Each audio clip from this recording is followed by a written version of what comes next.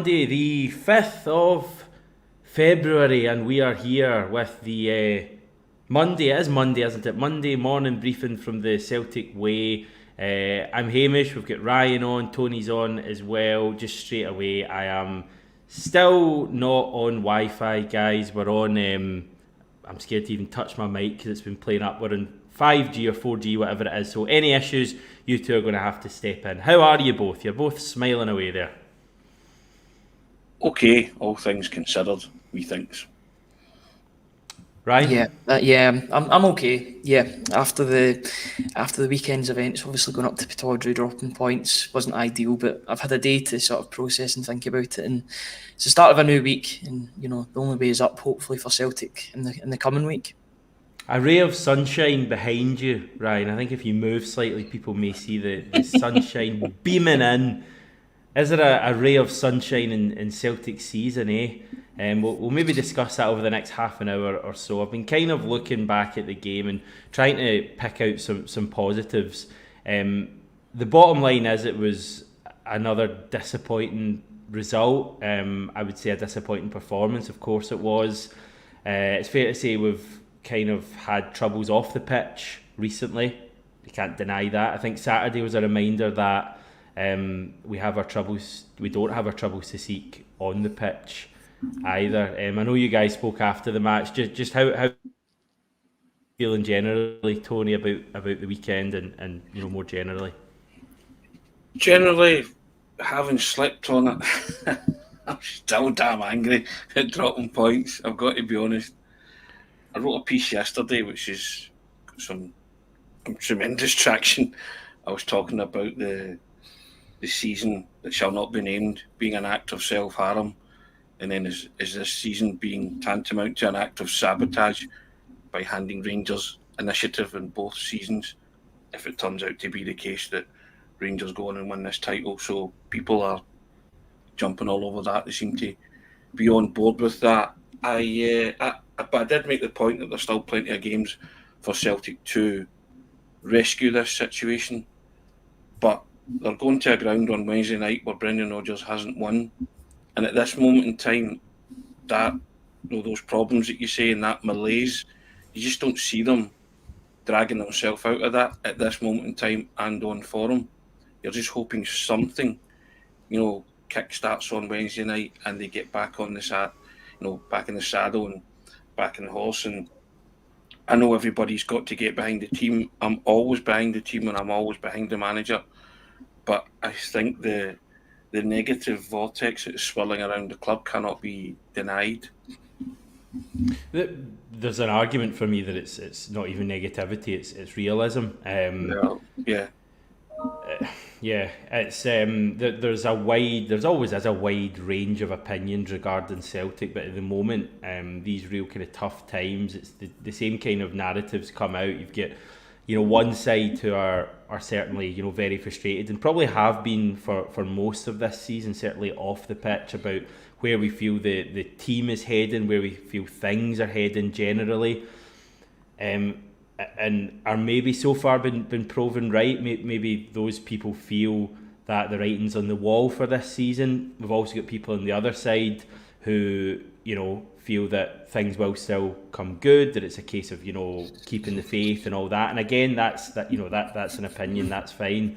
I would say that the first one is growing in numbers. I thought the reaction after the weekend, I don't know, there almost is a small sense of inevitability maybe about the way things are heading. Do you agree with that, Ryan, or do you? Because I do still see positives and reasons why we can kind of turn this season good, basically, but you can't deny that there's a lot of other opposing reasons as well.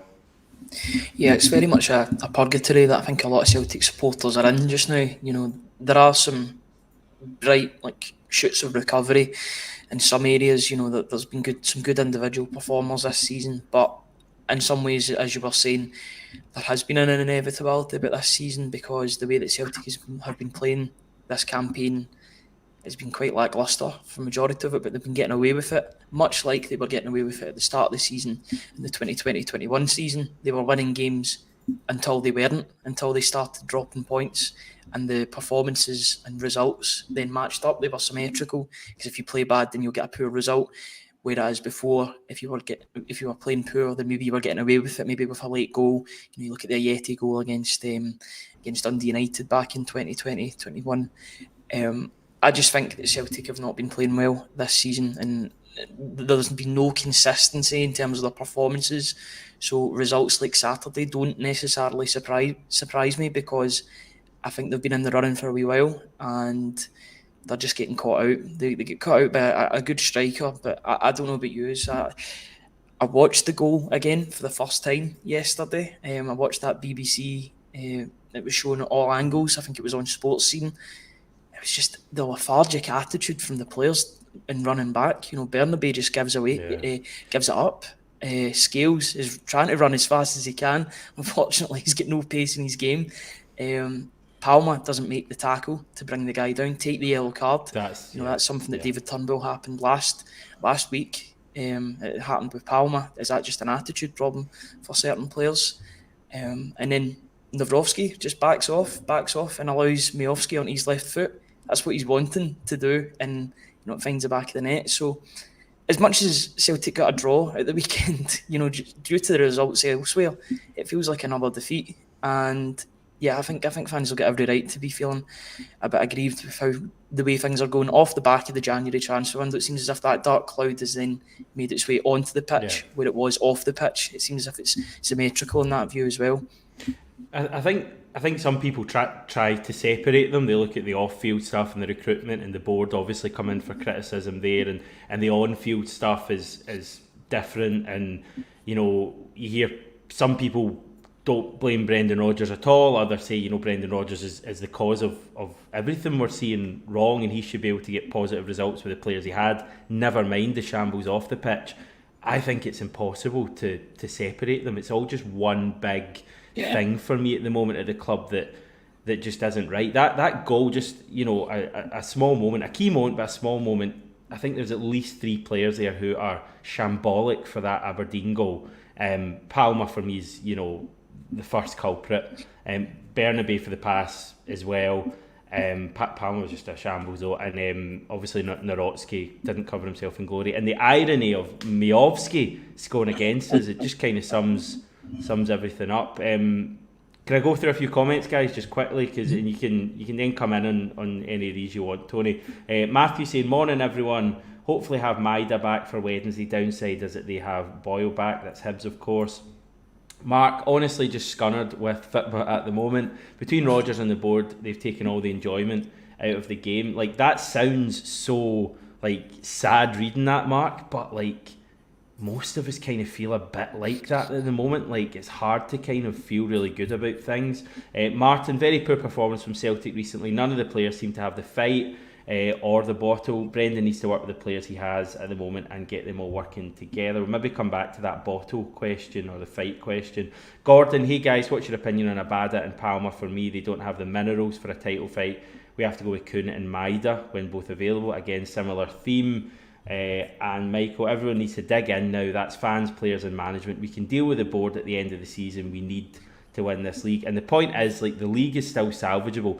Anyone saying Rangers are going to run away with this league, I think they're talking nonsense. I think it's going to still be a tight title fight. I thought that before Saturday. I think that now. But at the moment, we're not exactly looking like title winners. Tony, what do you make of that bottle point or the fight point? We'll find out, won't we? We're in the thick of a title fight now. That's your 8-point lead evaporated. It's gone. You have to accept that. So you are now in your mindset. It's right. We've got 14 games left, basically. Yeah, I think 8 of Celtics are away from home. Going to have to just dig in and see what we've got in terms of bottle. Again, momentum, mood music and all that, it's all the Rangers, but this is still the guts of a title winning team who know how to win. So this is their biggest challenge yet in terms of their gauntlet being laid down now. Got to go and grab it and seize it and say, right, okay, but you see the two things are inseparable. See if Celtic were getting results on the park, the off the park stuff would be on the back burner. It would be there, but it wouldn't be as prominent, would it? But the problem is now the off the park stuff is now the T word has been mentioned, isn't it? Toxicity, toxic levels of complaints from supporters. Ryan said he had a bit of that at the Hearts game when it was a bit toxic. Saturday there was demonstrations again, there was banners, and it's all directed to one person or two people. Peter and Mark Lowell can't escape that either. But also, you could handle the negativity off the park if Celtic had gone to Pittodrie and won. You've seen, well, at least the players are doing their bit on the park. They're both now feeding into each other because the team, at a crucial juncture in the season, you feel are starting to stutter. And the players you mentioned there for that Majowski goal, criminal, absolutely criminal. From Bernabe's pass, Palmer's lazy attitude, which I spoke about during his penalties, just he should be benched. And Scales, even McGregor tried to track back as well. But Narovski for me, when the ball's coming out the air, he's got to shepherd your man right across. And I know he'd been booked, and that's what he was conscious of. If he cleans him out, he walks. But make it more difficult for him to even get it under control. Don't let him get it under control, because that's what Majowski wanted to do. Get it under control, attack him, use him as a shield and curl it. You could see it for the moment he was eyeing the ball coming out the sky. That's what he's wanting to do, because that's why he's reputedly worth £5 million, right? Because he can do things like that. Has he not been watching him? I knew exactly what Majowski was going to do as he was racing onto that ball, or trying to. Majowski's a big defender, man. Just do something. Make your presence felt. And then he dangles a lazy leg as if, I've tried. And your man just, I mean, it's a brilliant finish, don't get me wrong. Once he's got the ball under control, he does what a good striker should do. But my goodness, there's 1, 2, 3, 4 players that could have stopped that moment from happening. And from then on, even when Celtic equalised, I wasn't confident, Hamish, that they were going to go on and win the game. See, if that was an Ange team or teams of the past, they would have battered Aberdeen 3 or 4-1. Yeah, I think that's a fair comment. I think, you know, if a, you know, an Ange team had got that equaliser, you'd have been very confident of us winning. We did it. You know, St Mirren's an obvious game away from home last season. That there's many more. I mean the fight question, I don't know if I agree with it or not. I'm kind of on the fence. I think you would look at some players and maybe question whether they've got the fight to win a title. But I don't know if some of that's, you know, maybe stereotypical. You maybe tend to look at the foreign players and think, you know, do they have it? And, you know, maybe they do, maybe they don't. We don't know with some of them. The one point I would make, and one of the positives I'm trying to grasp onto, is that the team went behind and could have fallen apart, and we came back and salvaged something from the game and could have maybe won it late on. I know we didn't from memory have a major chance, did we? But we were the team pressing to try and win the game. I know Aberdeen had chances as well, I'm not overlooking that, but maybe if it was a team in complete crisis, when they went behind, they would have folded, they would have lost that 2, maybe 3, it would have been a hellish day. We found a way to get back into the game. They showed a certain, you know, amount of fight there. Is that a fair comment, Ryan, or am I rasping at positives that aren't really there? Tell me honestly. What was it? What was it? Just 2 players that fought back? Is it unfair of me to say it was the whole team? Because was it just Ida and Kuhn that fought back? They did push, and they were pushing towards the end to get the win. They were unlucky. I think Matt O'Reilly hit the post in the closing minutes of the game. I don't know if it was a deflected shot that maybe hit the post. I mean, it's not through a lack of trying. They are trying to get results, and they are trying to. And you've got to remember that they were on a good winning run from Livingston up until that game. You know, I know there was a big winter break in between, but they beat Rangers, they beat Dundee. And then they beat Ross County, which wasn't a good performance. I'm trying to find the positives here, but you know, there wasn't that many outstanding performances in those. And for me, it's the performances that are more concerning than the results. I think if Celtic play well, in the vast majority of their games, they're going to win. If they don't play well, they might still win, but you know, it's more of a chance of the other team getting a result.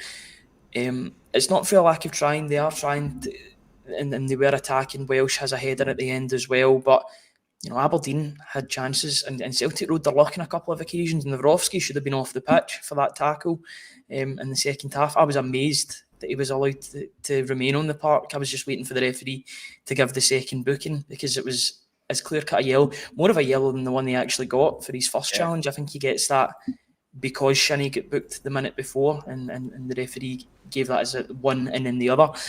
But yeah, I suppose you can take some positives from the fact they got a point, but at the end of the day, it's 2 points dropped. A draw in the league for Celtic, unfortunately, is like a defeat, especially when your rivals aren't really dropping many points. That's 2 points closer to Celtic.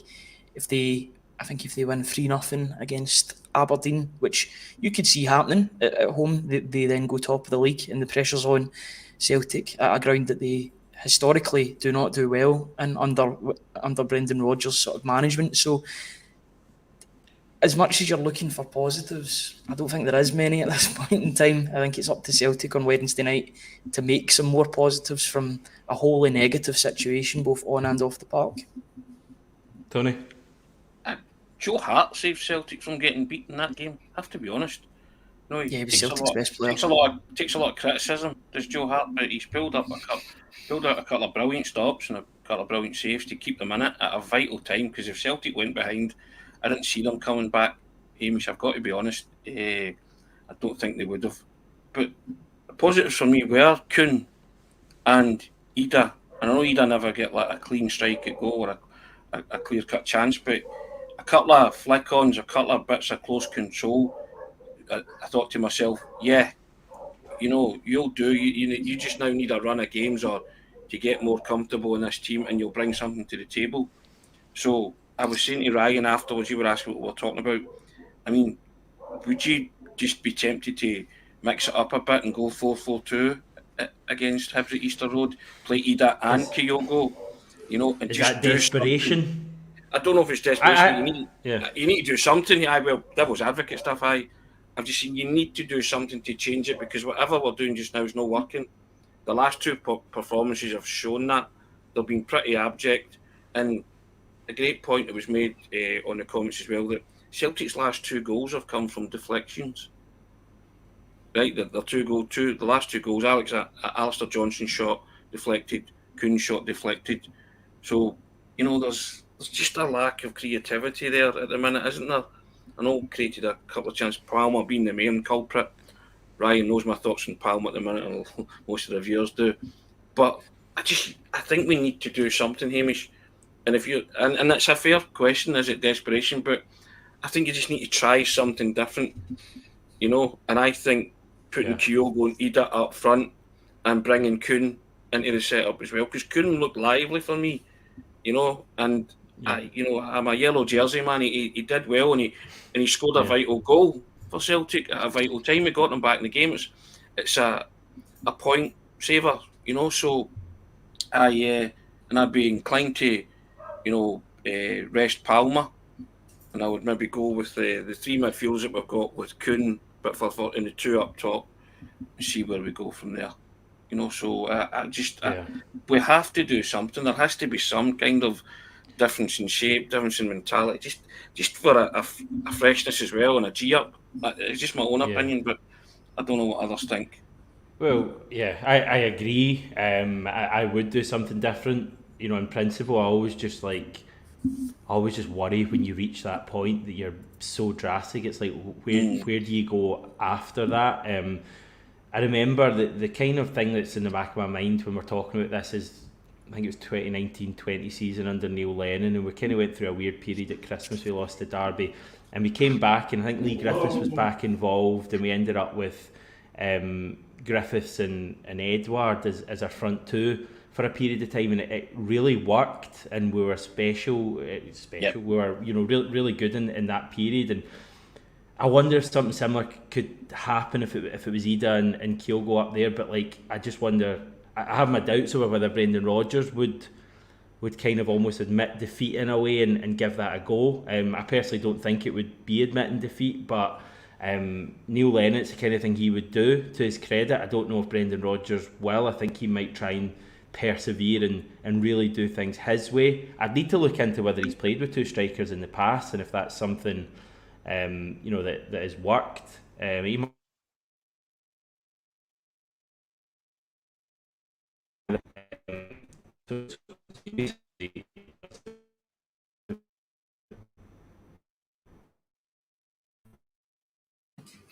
Sorry, Hamish, I think you cut off there.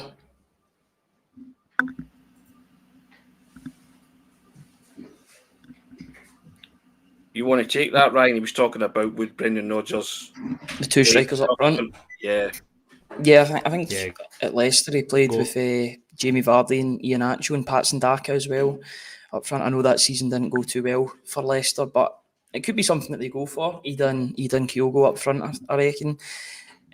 For me, if you're going to play either one of the two, I'd probably play Ida up front at Easter Road. Just try something different and keep the midfield as it is, or maybe even throw a bit of a curveball and put Odin Thiago home in there, something different. I know that might be a bit controversial, dropping Kyogo, but at the moment, I don't really know what he's doing to the team that's effectual in terms of his forward movements or his striking or his goal scoring. His goal scoring certainly isn't there because, the levels just aren't there from last season. But I think Ida's done enough in that half an hour, 25 minutes to show that he's probably ready to start. He's been playing games for Norwich as well, so it's not as if it's a fitness concern. I think that could be an option that Brendan Rodgers or an avenue that he could go down in that game. Obviously connection dropped out there. Just a few comments I'll rattle through here. William saying, whatever you think the issues are with the team or the club, the support... we've already covered that one, haven't we? Gordon saying we have to adopt a siege mentality and use it to our advantage. Well, the team was looking good before the break. They have to try and get that form back. I mean, the team have kind of they've had tough moments already this season, and Rodgers and the players clearly did something at that period. We were really praising the team just after Christmas or just in the new year for being able to get over that. So, they can do it again, but you just wonder how many of these setbacks. It feels like we're never far away from another one of these shows. And just finally, James, there are no positives. You're painting over the cracks if you think we're winning this league. Delusion has manifested itself in this podcast. James, you're entitled to your opinion. And what I would say, if we sat here and just spoke about the season going to absolute crap and Rangers running away with the title and all of that stuff, it's fair to say we'd get a few comments about that. I genuinely believe that the league is still there to be won. Do you guys? Yeah, because Celtic aren't behind in the title race, and they're not behind by 8 points. No, it's level pegging now. We're now entering a 14-game season, aren't we? Basically, that's it. Yeah. And you have to get some consistency there. I think Celtic's most consistent run this season is 6-game winning run, the one that they've just came off the back of.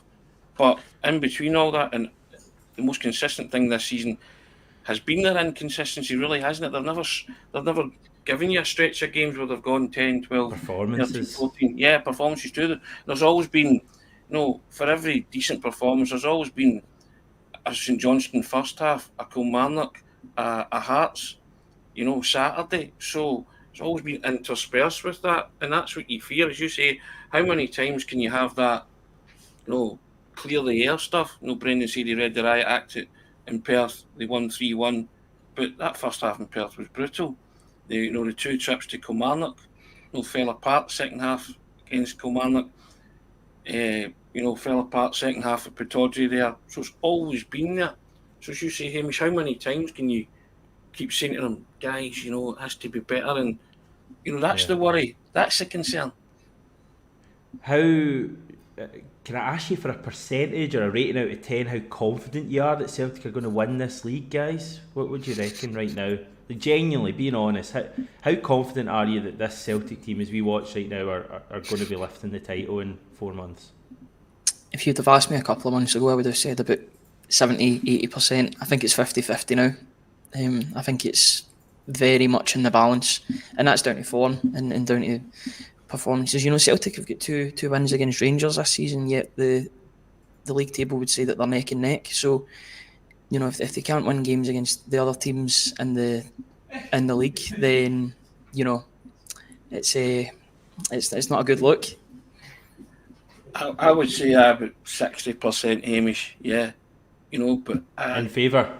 in favour, aye. But what I would say as well, and I'm not being seduced by Rangers, I think they've got a manager who's got them playing for them and they're getting results. But I don't think they're any great shakes. And when push comes to shove, I still think Celtic have got better players and a better squad.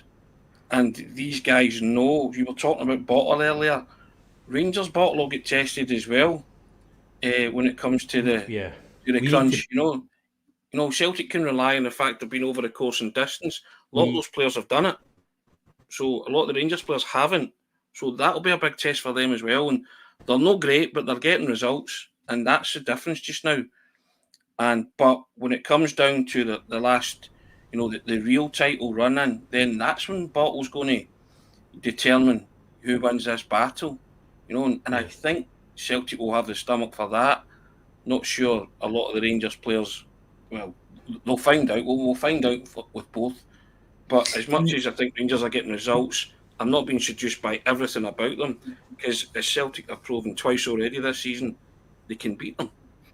It's going to be an interesting sort of end to the season because both managers have won league titles before. Rodgers in Scotland with Celtic, Clement in Belgium. So they've both got experience of being in this position, and I think it's going to go right down to the wire. Those two Celtic Rangers games are going to be massive before the end of the season. They're probably going to go a long way, if not completely, decide where the title is going to go, whether that be at Celtic or at Rangers. But Celtic have got to beat the other teams in the league as well. They can't just beat Rangers and then hope to just motor on to the finish line. They've shown all their problems this season has been with every other team. It's not been with Rangers. 6 points out of 6, as I was saying. So yeah, they've got to get their form sorted. Games against Hearts, games against the St Johnstone dropped points, the Motherwell dropped points. That was inexplicable, the way they dropped points right at the end of that game. They're shooting themselves. Yeah, Kelly, they were ahead in that game and they lost. Very, very similar, the Kelly game, I would say, to the Aberdeen game, although they got a point in Aberdeen. But they had that 10-20 minute period where it looked as if the wheels came off completely. Nawrocki looked like a deer in headlights.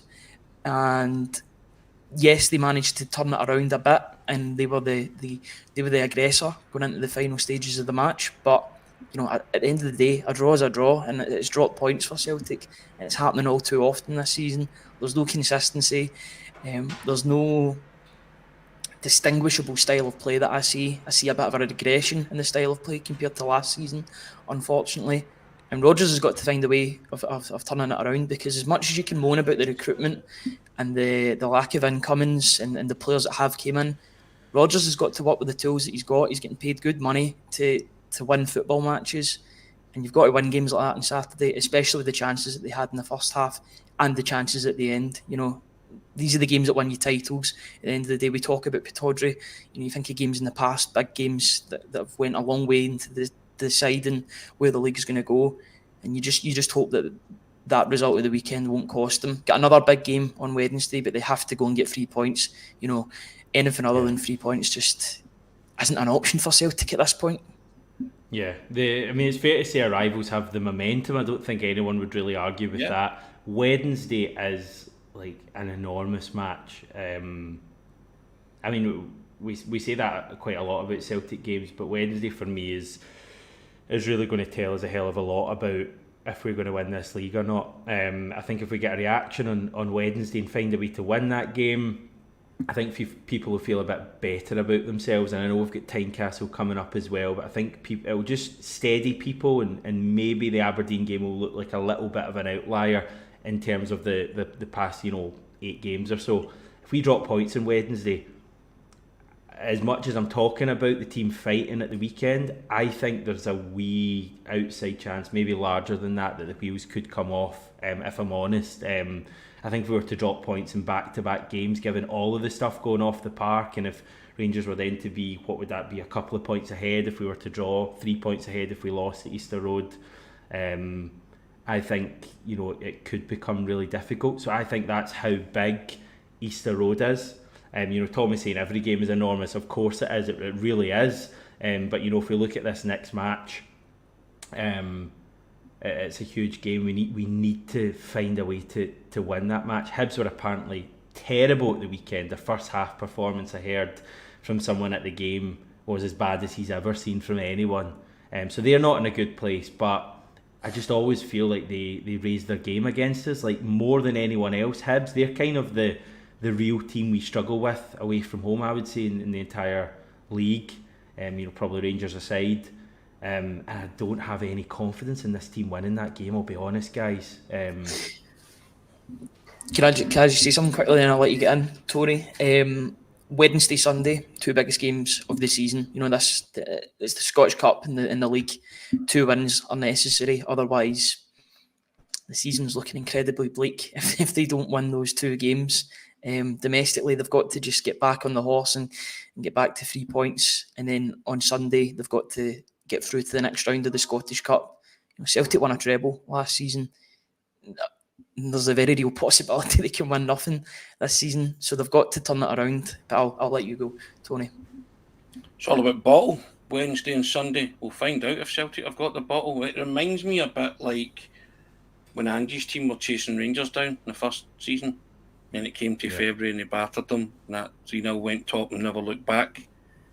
There's a foreboding sense of doom that if Rangers hit the top, they might not look back, and Celtic have contributed to their own downfall in that.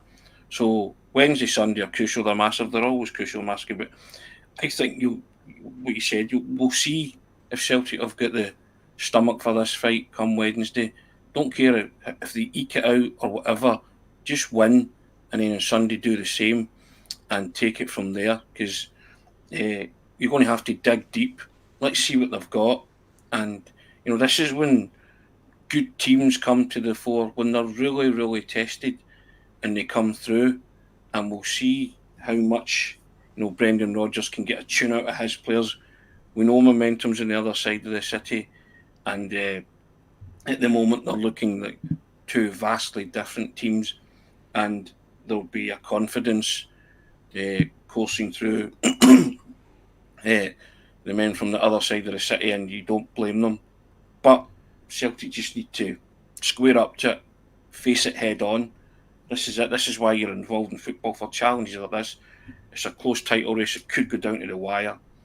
Let's see where we go, and and keep. Lots of people say, but you have to trust the manager and the players that they can play themselves out of this. It's getting increasingly harder, isn't it? With every performance, that's the problem. Well, we've still got time on our side. We've been saying that for long enough, but we've still got a chance to get this right. But we're kind of at the point now where, I know we've got 2 derbies left, but it could be kind of one big slip, could be fatal. Brown Warrior, the flip side is we could have been out of sight by half time, and truth be told, had the likes of Kyogo and O'Reilly been on it, we would have been form as temporary. Maestro saying Kyogo in a 10 and Ida up top, Abada and Kuhn on the wings, and Greg Greg saying Rodgers needs to play players that want to play for the shirt. Famous man once said Celtic jerseys are not for second best, they don't shrink to fit inferior players, and there's a fair bit of that going on. That quote's always brought up when we're struggling. I guess we'll find out on Wednesday night, guys. We've got time to talk about the game on a couple of shows before then. But it's a major game. The team better be up for that one, because if we don't win that game, the reaction isn't going to be wholly positive. I think it's fair to say. Just finally, the reaction is always positive to MPH Group and Navien. Thanks to them again for sponsoring this video. MPH are Scotland's award-winning family-run all-trade specialists, and they cover mainland Scotland. Anything else before we go, guys? Anything else? No. I guess the only positive is that Kuhn scored his first goal, and he looked bright in spells. So that's something positive to look on. But apart from that, and he'd either get his first assist for the club as well. So 2 positives. And I'm getting Wi-Fi soon. That's positive for you. That's a bigger positive. Right, yes, that's the biggest positive news. Yeah, indeed. Yeah, and I've got IKEA stuff to build. Lucky That's you. not a positive, is it? That's not a positive. Anyway, guys, appreciate your time. Thanks everyone for tuning in, commenting away, and we'll be back this time tomorrow.